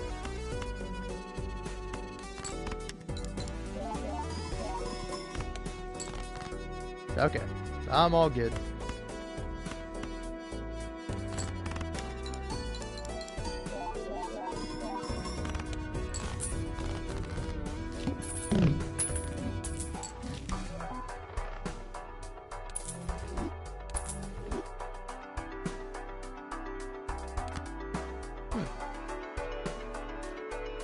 Seems not so bad.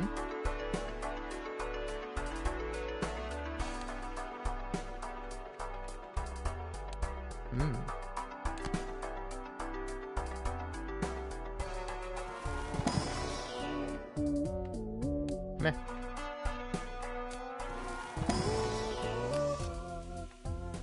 Ooh. Steel King or Lucky Ace? I think Lucky Ace. And Steel King then. I got both.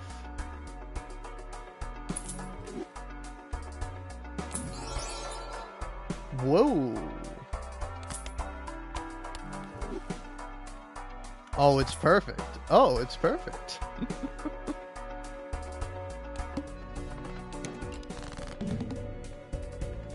Alright. Do I want to continue to play other cards or ruin what I got going on right now? Yeah, I'll ruin it.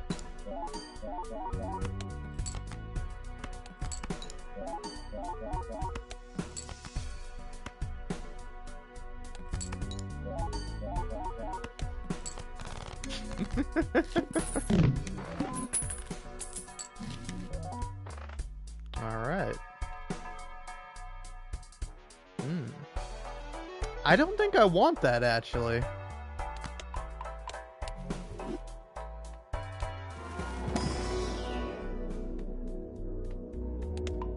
Full house.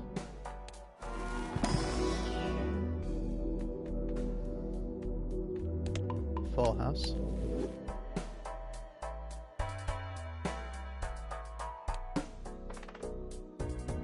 I should have maybe sold.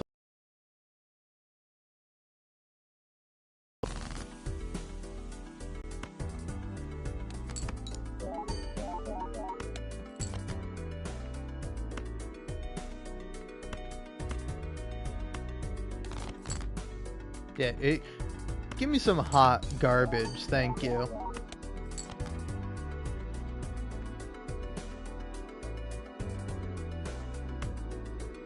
I'm just playing this for the money.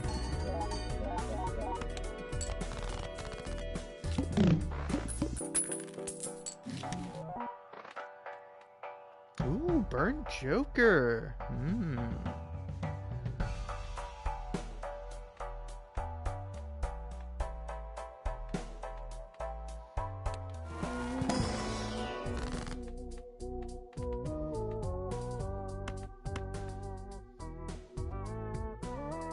Would be maybe nice to thin my deck, or it could get some money.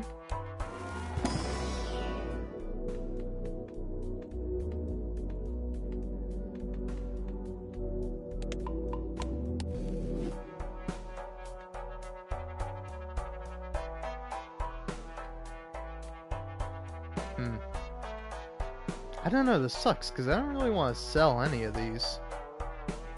Maybe it's time to sell Riffraff. Maybe Riffraff's gotta go.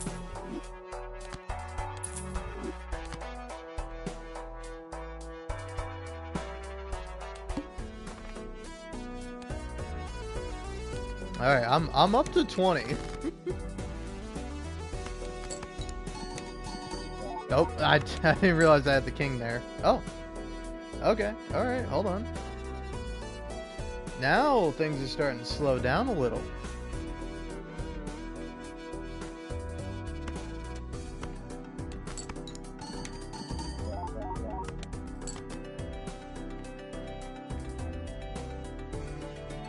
Yeah, the foil was really helping me out quite a bit.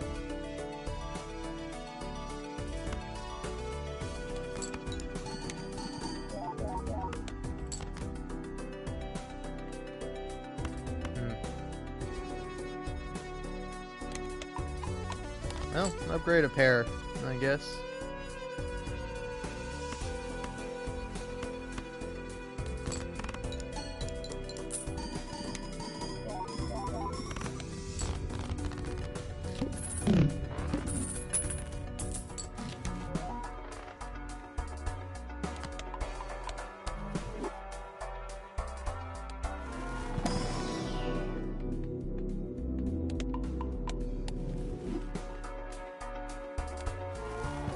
see. Anything good in here? You're not bad.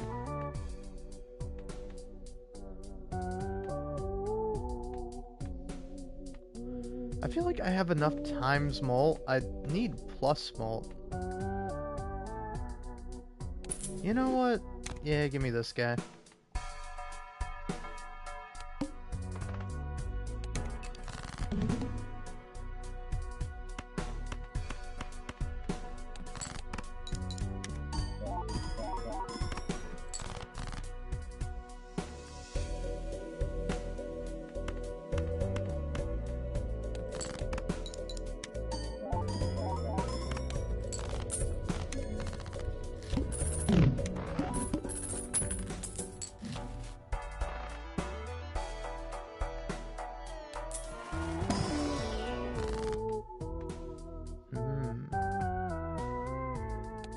Do I go for another ace? Have 9 aces?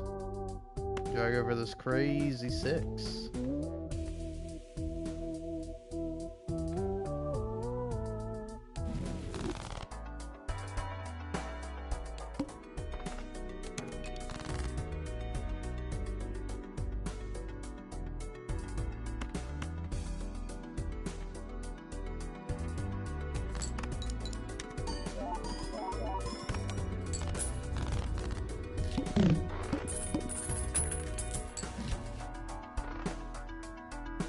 Ah, there we go. That's an upgrade.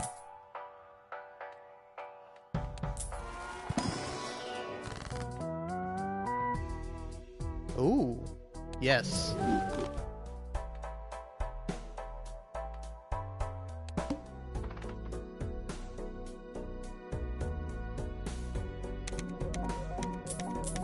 Oh my god. I'm rich. Ooh.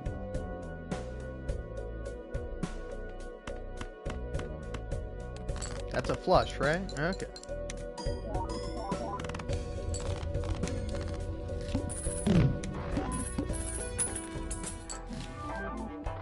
Whoa.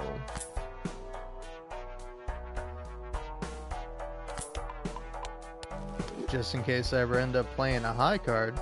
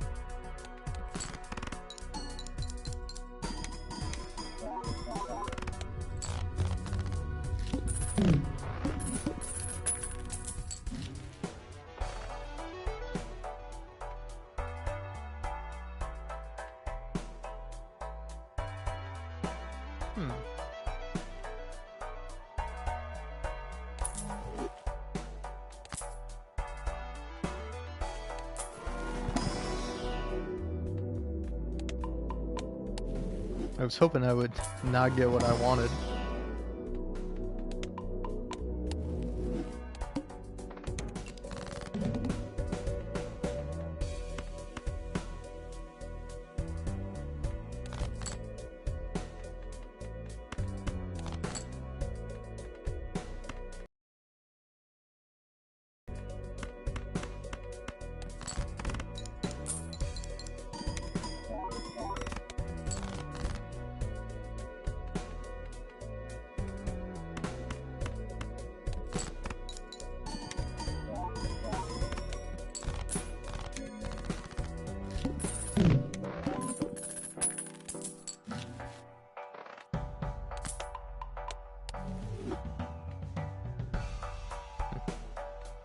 Well, that guy's better than anything else I got.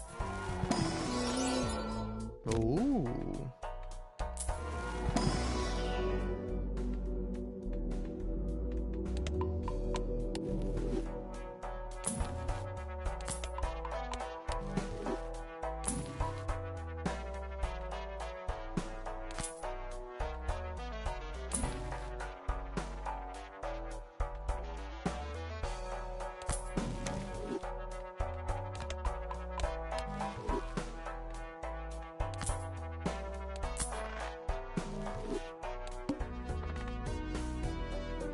Okay, I don't mind that, boss.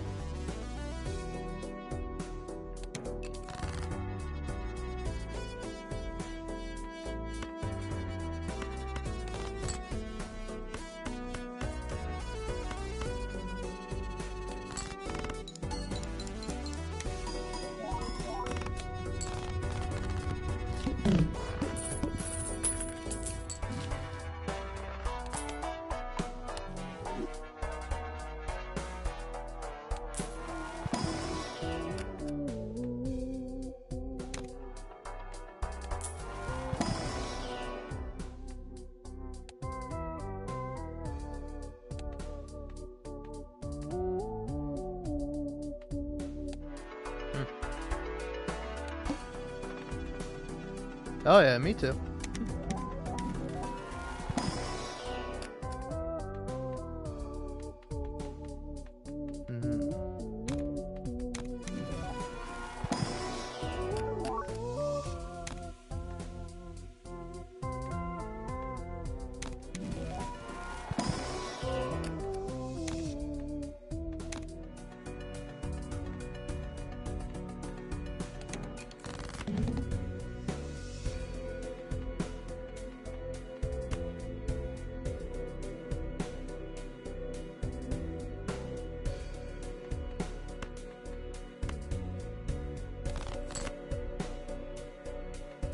Oh, don't play that guy.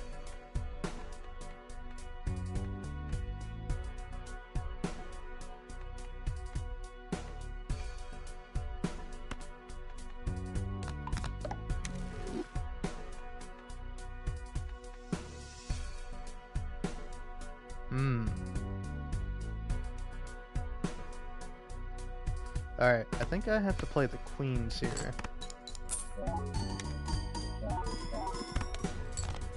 Oh. What am I doing even thinking about it?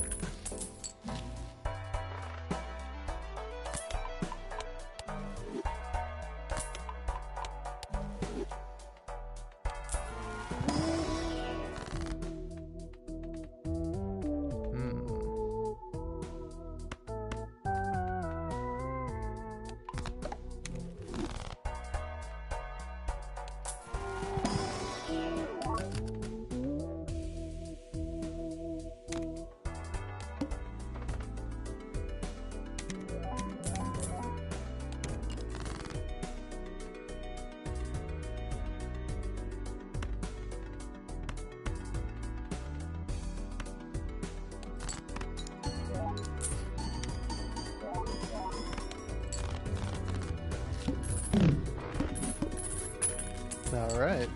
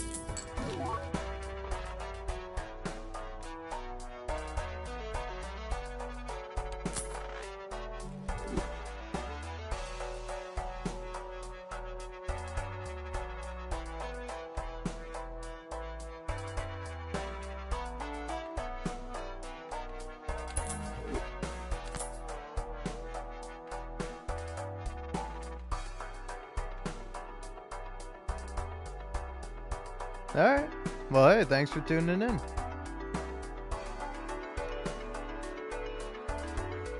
Wish you the best.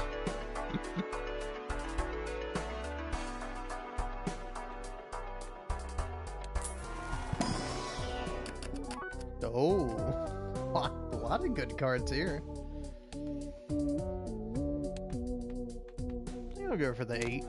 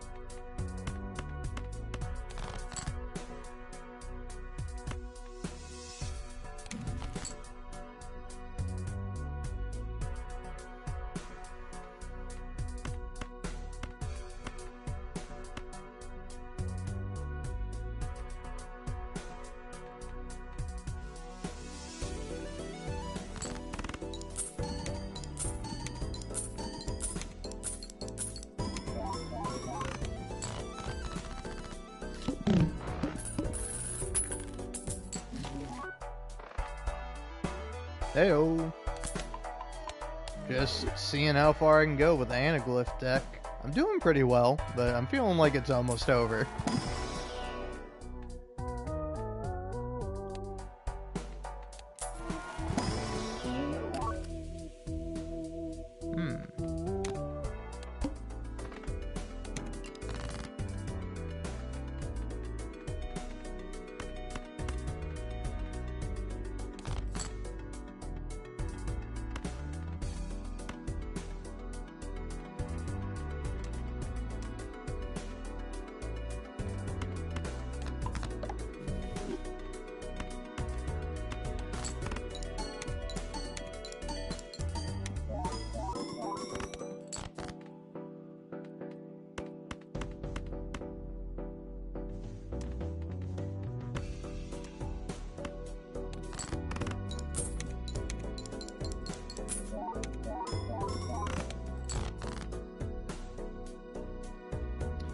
You know, honestly, I don't know. I don't know if I have any specific tips for blue stake. Which one is that one?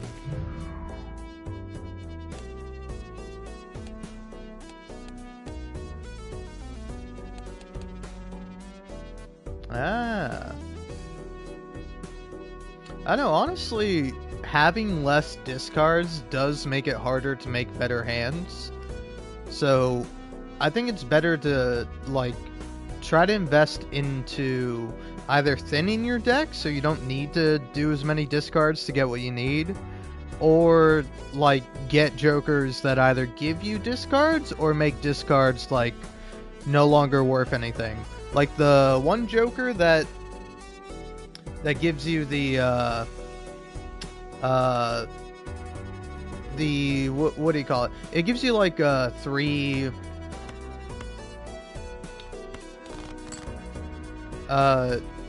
sorry, I'm losing my train of thought just because I'm listening to a podcast.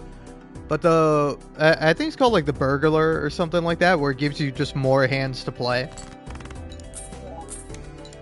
So it's like that card's good. The one card that, or the one joker that makes it so you like, oh yeah, Hangman's pretty good. Yeah.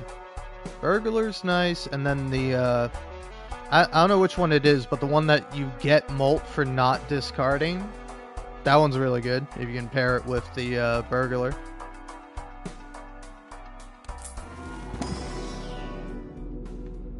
Yeah, honestly, the best advice is just luck. I don't know, I have some games where I'm like, I lose again and again and again, and I keep losing, And then I get like a pretty good run where I'm like, oh, I'm doing amazing now.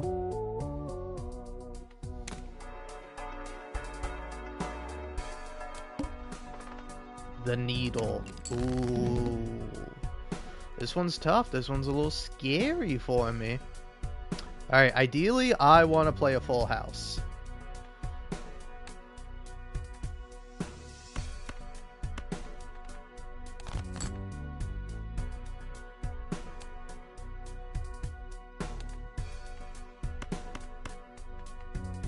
I know, I might be wrong, but I feel like I'm more likely to get an ace.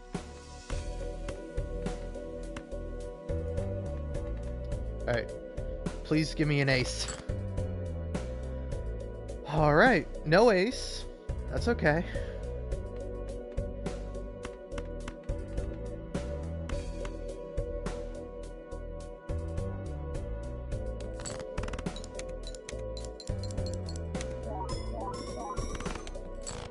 Oh, that was so... Come on, man. That was so close. Oh. Oh well. At least I finally won. Alright, now I gotta do the plasma deck and the erratic deck.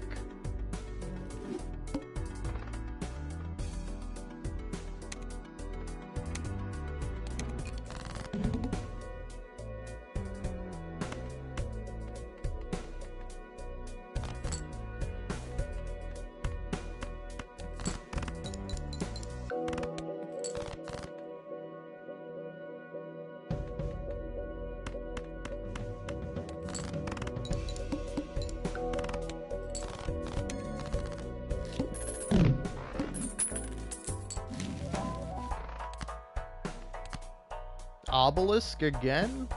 Okay, game.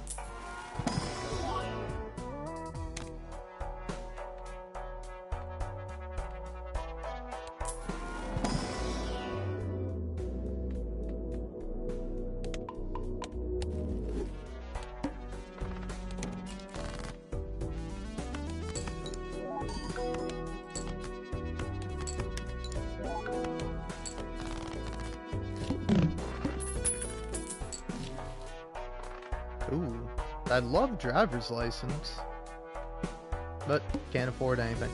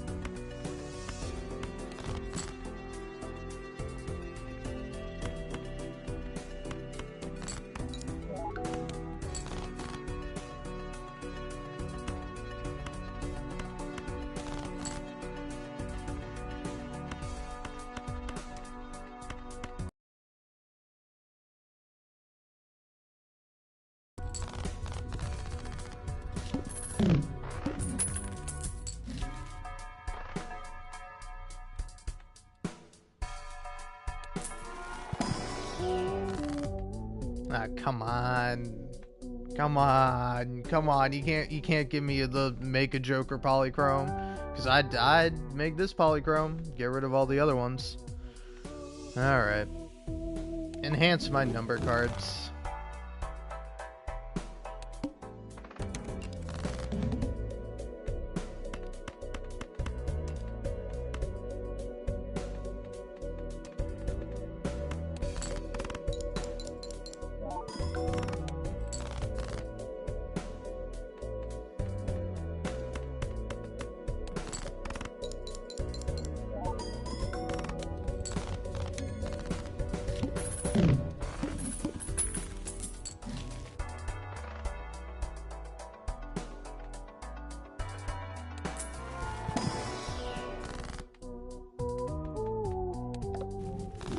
No.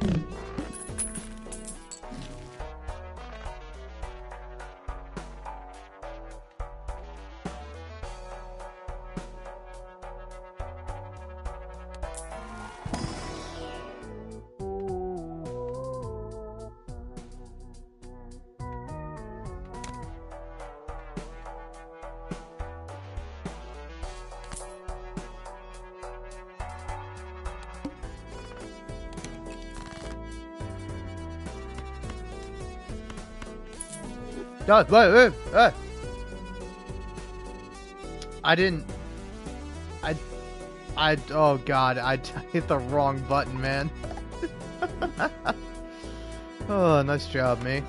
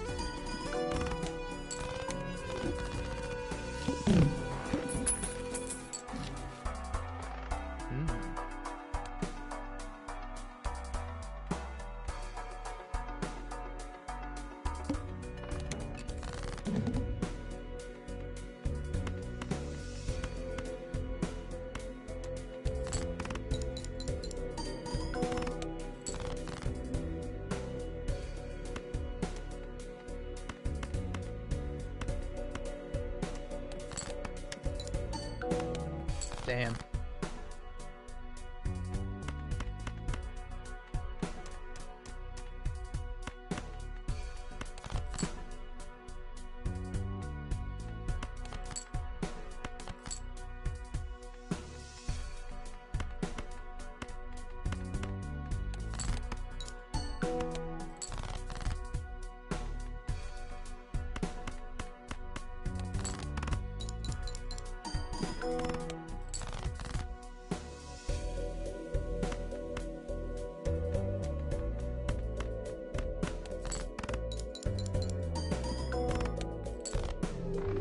Alright. Well, I'm calling it quits here. I'm tired. Peace out for now. Thanks for watching, if you did.